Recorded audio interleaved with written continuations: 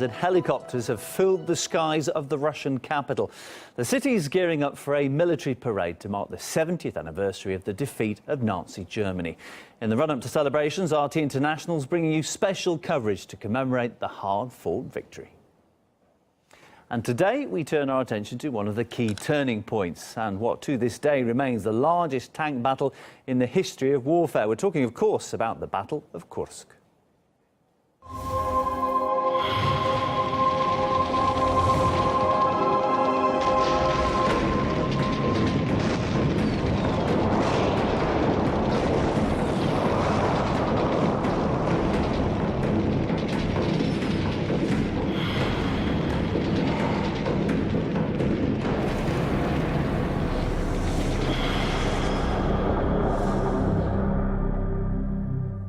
The offensive against the city of Kursk, around 500 kilometres southwest of Moscow, was launched in July 1943. The battle turned the tide on the Eastern Front after Soviet soldiers managed to stop the advance of Hitler's forces. I took a closer look at this historic battle.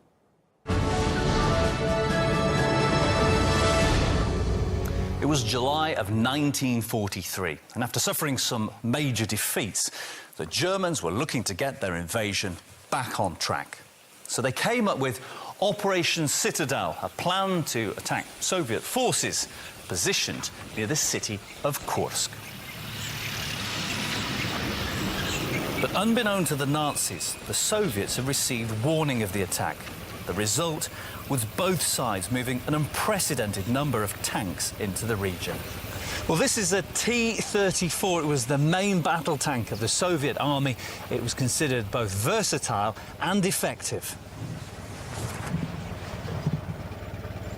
And it would play a major role in what would become the largest tank battle the world has ever seen. More than 1,000 tanks took part in the slaughter, including the Germans' newly designed Panthers. But even these state-of-the-art killing machines wouldn't be enough to help the Germans against a Soviet army that knew they were coming. Advance warning had handed the Red Army the initiative, and within 2 months they freed large swathes of Soviet territory. This spelled the end for Hitler's dreams of dominance. And from that point on, the German army was on the back foot. The days of the Third Reich were numbered. Many soldiers who were defending Kursk were very young, just teenagers or in their early 20s. Many had just finished school, and as soon as they joined the army, were thrown into the thick of the fighting. Those who survived were left with painful memories.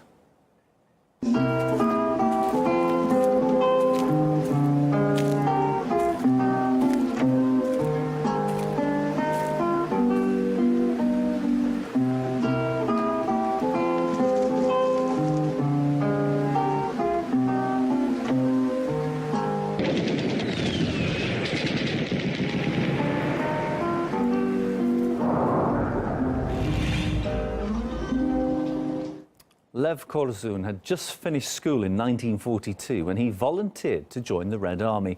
He was immediately thrown into the thick of the fighting and took part in the Battle of Kursk.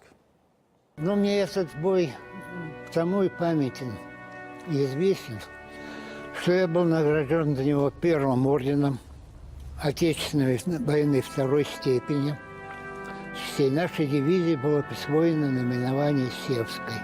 А этим вечером в Москве в честь нас был проведен один из первых праздничных поздравительных салютов.